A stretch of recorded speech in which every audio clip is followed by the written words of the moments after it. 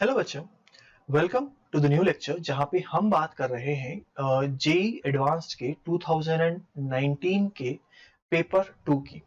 आज हम डील करेंगे सेक्शन 2 से, जिसके अंदर किस टाइप के क्वेश्चन आए थे? न्यूमेरिकल टाइप के क्वेश्चंस, यानी यहाँ पे आपको 1 2 3 4 टाइप के आंसर हो सकते हैं, 24 28 23 टाइप के आंसर हो सकते हैं, और डेसिमल के बाद 2 प्लेसेस तक के आंसर हो सकते हैं। तो अगर आपका आंसर 2 आता है तो आपको 2.00 लिखना है, 28 आता है तो 28.00 लिखना है, 0.33 आता है तो 0.33 तो नॉर्मली लिखना ही है। चलिए क्वेश्चन करते हैं। एक बॉल है which is thrown from the ground at an angle of theta with the horizontal with an initial speed कितनी दे रखी है? u0 दे रखी है। For the resulting projectile motion, the magnitude of average velocity of the ball up to the point when it hits the ground for the first time is v1. After hitting the ground, the ball rebounds at the same angle theta but with a reduced speed of u0 by alpha. If motion continues for a long time as shown in the figure, the magnitude of average velocity of the ball for the entire duration of the motion is. अच्छा, सबसे पहली चीज मुझे पता है कि यहाँ पे ये जो डिस्टेंस है, ये जो डायरेक्शन के अंदर वेलोसिटी है वो है ux, और इस तरफ जो है वो है uy। यहाँ पे जो इस डायरेक्शन की वेलोसिटी होगी वो होगी ux1, और ऊपर की जो होगी वो होगी uy1। अब बिकॉज यहाँ पे एंगल सेम बन रहा है तो क्या मैं कह सकता हूँ uy और ux का रेशियो सेम होना चाहिए। implies uy अपॉन ux जो कि tan थीटा के बराबर होता है वो होगा uy1 अपॉन ux1, और ऐसे ही ux2 अपॉन uy2, इस तरीके से सारे चलते रहेंगे। करेक्ट। सो क्या मैं यहां से लिख सकता हूं कि ux1 is nothing but ux upon alpha, और uy1 is nothing but uy upon alpha। क्या इसी तरीके से जब मैं ux2 को लिखूंगा तो ux अपॉन अल्फा स्क्वायर हो जाएगा, uy को लिखूंगा तो uy अपॉन अल्फा स्क्वायर हो जाएगा। सो क्या मैं कह सकता हूं कि भाई average velocity the question is talking about can be written as average velocity can be written as total range of the complete n number of projectiles upon the distance upon speed. Speed is how much? Speed, or rather distance upon time. Okay, so total time, let me write down this as 2 times ux uy by g plus 2 times ux1 uy1 upon g plus so on, divided by 2 times uy upon g plus 2 times uy upon g. This is 1 and so on. So on solving this, can I get the value as ux can be taken out? What else is left then? We can write down this as 1 upon 1 minus 1 by alpha square whole upon 1 minus 1 by alpha. Correct. And that would be equal to what? That would be equal to alpha minus 1 upon alpha plus 1 upon alpha, and this is into u, and this is equal to what? This is equal to 0.8. This is equal to 0.8, and what is v1? The same value that is over here, which is u. Okay, cancel out these values. What will you get for alpha? Alpha की value कितनी आ जाएगी भाई? Alpha की value आ जाएगी 4, hence the correct answer becomes for this particular question 4। चलिए आगे बढ़ते हैं। एक 10 centimetre long perfectly conducting wire AB है जिसकी वेलोसिटी 1 सेंटीमीटर पर सेकंड दे रखी है as a pair of horizontal rails of zero resistance. One side of the rails is connected to an inductor L is equal to 1 millihenry and resistance 1 ohm as shown in the figure. The horizontal rails L and R lie in the same plane with a uniform velocity of B is equal to 1 Tesla perpendicular to the plane. If the key S is closed at a certain instant, the current in the circuit after 1 millisecond is। अच्छा भाई, हमें current के बारे में निकालना है। Current के लिए हमें पता है क्या, इंडक्टर के अंदर जब चार्जिंग होती है तो current is written as I is equal to I naught 1 minus e to the power minus of t by tau। Correct.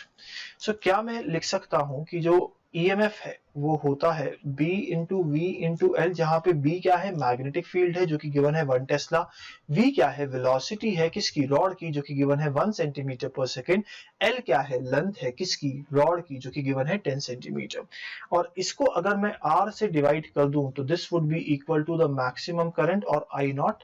हमें पता है टाउ की वैल्यू है L अपॉन R। L की वैल्यू कितनी है भाई, 10 to the power minus of 3 upon कितनी है एल की, एल की कितनी हो गई, और आर की वैल्यू कितनी है, आर की वैल्यू 1 है, ठीक है ना। तो अगर मैं इन सब को यहाँ पे सब्स्टिट्यूट करने लगूं, so can I write down कि भाई I is equal to B V L upon R 1 minus E to the power, time कितना लग रहा है, 10 to the power minus of 3 seconds, 10 to the power minus of 3 upon 10 to the power minus of 3। इसको solve करते हैं तो magnetic field है 1, velocity है 10 to the power minus of 2 और लेंथ है 10 to the power minus of 1 whole upon resistance कितना है, 1 है भाई, into 1 minus e to the power minus of 1। इसको हम सॉल्व करते हैं तो what do we get, we get this value as 0.63 ampere. तो यहाँ पे आंसर क्या आ जाएगा, यहाँ पे आंसर आ जाएगा 0.63 मिली एम्पियर आएगा, सॉरी यहाँ पे मिली एम्पियर, ठीक है। चलिए आगे बढ़े। एक मोनोक्रोमैटिक लाइट है जो कि इंसिडेंट कराई जाती है एक प्रिज्म पे, एंगल ऑफ प्रिज्म गिवन है फिगर के अंदर 75 डिग्री और रिफ्रैक्टिव इंडेक्स भी गिवन है। हमें क्या चाहिए, the light suffers TIR at the coated prism. अच्छा, तो अगर टीआईआर सफर कर रही है तो गारंटीड यहाँ पे क्रिटिकल एंगल बना रही होगी, और अगर ये क्रिटिकल एंगल है तो ये वाला एंगल कितना हो जाएगा, इतना। और कितने पे कर रही है, जब थीटा की वैल्यू 60 और उससे कम है। सो क्या मैं कह सकता हूँ 1 into sine of 60 is equal to √3 into sine of 75 minus of theta सी।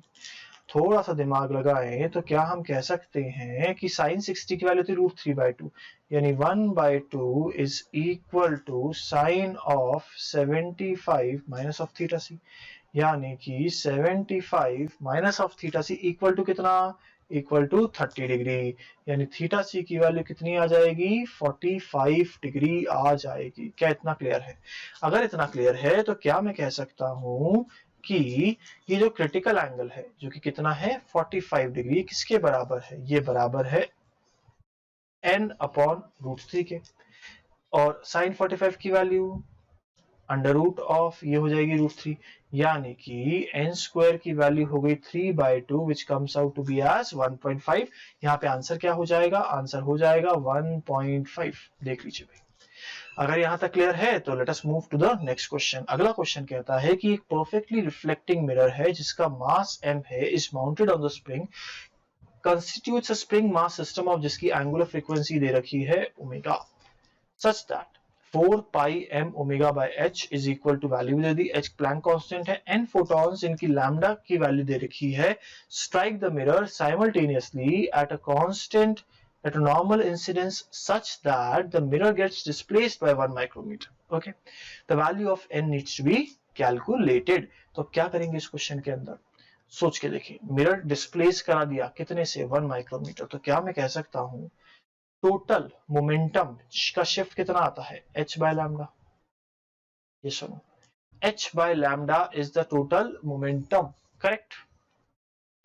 तो यहां पे हम लोग लिखेंगे कि भाई h बाय लैम्डा क्या था, एक मोमेंटम, एक फोटोन का ट्रांसफर, लेकिन अगर रिफ्लेक्ट हो रहा है तो 2 आ जाएगा। टोटल कितने हैं भाई, ये टोटल है n, तो टोटल मोमेंटम चेंज जो लिखा ये किसके बराबर होगा, ये बराबर होगा m इंटू वी के। v क्या है, v क्या है भाई, प्लेट की वेलोसिटी, ठीक है। तो अब इसको लिखेंगे हम लोग, हमें निकालना क्या था, हमें n निकालना था। So n is equal to m into v into lambda divided by 2h। अच्छा, mass of the plate capital M, इसको मैं लिख सकता हूँ क्या, ओमेगा इंटू ए, बिल्कुल आराम से लिख सकता हूँ। सो दिस इज ओमेगा, और एरिया, एरिया क्या है, एरिया नहीं है बेसिकली, ये होता है एम्पलीट्यूड, राइट। सो कितना है 1 micrometre, 10 to the power minus of 6, lambda की वैल्यू कितनी है 8 pi into 10 to the power minus of 6 whole upon 2 times h। देख लीजिए क्या इतना समझ में आया। अब हमें कुछ कुछ वैल्यूज गिवन है, क्या क्या दे रखी है हमें कि n के अंदर अगर आपके पास 4 पाई m ओम ऊपर आ जाए, डिवाइडेड बाय h लिखा हो और साथ में 10 to the power minus 12 तो है ही। So this would come out to be n is equal to 10 to the power 12 and hence the value of x कितनी हो जाएगी बच्चों? The value of x would be 1. चलिए आगे बढ़ते हैं अगले क्वेश्चन पे। Suppose radon nucleus at rest and in ground state undergoes alpha decay। ठीक है भाई, बना लेते हैं एक बार फटाफट, यहाँ बनाते हैं हम लोग। So radon जाता है अल्फा डीके पे और क्या बनाता है? Rn plus He42। ठीक है, और ये भी एक्साइटेड स्टेट में था। अब kinetic energy of the emitted alpha particle found to be 4.44। Gamma decay हुआ आरएन के अंदर, energy of the gamma decay वाले जो प्रोसेस है उसके लिए हमें बतानी है। तो क्या मैं कह सकता हूं कि जो मास डिफेक्ट के कारण जो एनर्जी आएगी that would be equal to R A का mass which is 226.005 minus of R N का mass which is 222.000 minus of 4 into c square which is 931.5 mega electron volt. ठीक है भाई, अगर हम इसको सॉल्व करते हैं तो क्या वैल्यू निकल के आती है? तो जो वैल्यू निकल के आती है वो आती है 4.655 MeV। करेक्ट।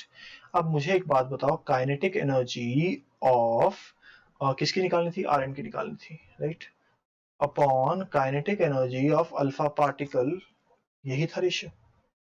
अरे हाँ या ना? अगर यही रेशियो है तो अब क्या करेंगे हम लोग? क्या इसको हम लिख सकते हैं पी स्क्वायर अपॉन 2m, यानी ये basically mass of alpha upon mass of Rn पे डिपेंड करता है, यानी काइनेटिक एनर्जी ऑफ आरएन हो जाएगी, अल्फा की कितनी है भाई? 4.44 मेगा इलेक्ट्रॉन वोल्ट। अल्फा का मास कितना है? 4 है, और इसकी वैल्यू आरएन के लिए 222। तो इसको सॉल्व करते हैं तो how much do we get? So that would be 0.08 mega electron volt. एक बार चेक कर लो एक बार। So 10 to the power plus 2, 10 to minus of 2, minus of 2 यहाँ पर है 28। ठीक है ना? तो इतनी वैल्यू आ गई मेरे पास किसकी? काइनेटिक एनर्जी ऑफ आरएन की। अब जब मैं कहता हूं कि एनर्जी ऑफ गामा पार्टिकल निकालनी है हमें, तो that would be equal to mass defect minus kinetic energy of alpha minus kinetic energy of RN. इसको अगर मैं सॉल्व करता हूं, so I get this value as कितनी आएगी भाई? ये आ जाएगी 135 किलो इलेक्ट्रॉन वोल्ट। ठीक है, सो यहाँ पे जो मेरा आंसर हो जाएगा वो हो जाएगा 135 kilo electron volt. Let us look at the next question. Last question है नहीं? ओके हाँ, last question. An optical bench जिसकी लंबाई है 1.5 metre long, having 4 equal divisions in each centimetre, while measuring focal length of a convex lens. ठीक है, तो हमने एक कॉन्वेक्स लेंस दी गई, इसको हमने रखा कहाँ पे? 75 पे। हमें कहा गया कि ऑब्जेक्ट जो है दैट इज केप्ट एट, कहाँ पे रखी है भैया? इसकी जो दूरी है वो है 175 mark scale. Okay, object pin is 45 पे, तो ऑब्जेक्ट पिन को 45 पे रखा है, तो इन दोनों के बीच की दूरी कितनी हो गई? 30 centimetre. The image of the object pin on the other side of the lens overlap with image pin at a distance of, okay, so 135 metre पे ओवरलैप होती है, यानी ये वाली वैल्यू कितनी हो जाएगी भाई? 75, यानी 7, 8, 9, 10, 11, 12, 13, 60 आ जाएगी। अब अगर थोड़ा सा हम दिमाग लगाएं तो क्या हम कह सकते हैं 1/f is equal to 1/60 minus of 30। इसको सॉल्व करते हैं तो what do we get? We get the value of focal length as 20 centimetre. अब आपने जैसे 20 सेंटीमीटर निकाल लिया, आपसे एरर के बारे में पूछा जा रहा है, तो क्या मैं कह सकता हूं कि भाई 1/f is equal to 1/v minus of 1/u। इसको अगर मैं थोड़ा सा डिफरेंशिएट करने की कोशिश करता हूं तो do I get this value as plus of delta u upon u square. अब क्योंकि यहाँ पे एरर्स निकाल रहे हैं तो मैं बहुत ज्यादा परेशान नहीं होऊंगा और सिंपल इन दोनों को ऐड कर दूंगा। अब क्योंकि बोला जाता है कि 4 ही मार्किंग्स हैं, तो 1/4 डेल्टा v हो जाएगा अपॉन v स्क्वायर। v की वैल्यू है कितनी? 60 का स्क्वायर प्लस 1/4 अपॉन u का स्क्वायर। अब u कितना है? u है 30, तो 30 का स्क्वायर इंटू f। ठीक है, सो क्या आ जाएगा, delta f by f is equal to, f की वैल्यू कितनी है, एफ की वैल्यू निकाली थी ना अभी 20 centimetre, so 20 upon 400 into 9, what will I get over here. तो यहां से सब कुछ तो मैंने निकाल दिया, सो 3 गया, 4 बचेगा, 1/4 प्लस 1, करेक्ट। सो अगर मैं इसको सॉल्व करूं, so what do I get over here, मेरे पास जो आई की वैल्यू वो होगी 0.69%। अगर ऑफ कोर्स मुझे इसको इंटू 100 करना पड़ेगा, तो ये मेरा फाइनल आंसर हो जाएगा विच इज 0.69। तो आज का लेक्चर के अंदर जो क्वेश्चन थे वो हमारे आज यहीं पे खत्म होते हैं। अगर आपको वीडियो अच्छा लगता है तो इसको लाइक करिएगा। अगर आपको लगता है कि इससे आपके फ्रेंड्स को फायदा हो सकता है, आपके क्लासमेट्स को फायदा हो सकता है, तो इसको उन तक भी पहुंचाइए, सब्सक्राइब शेयर करिएगा।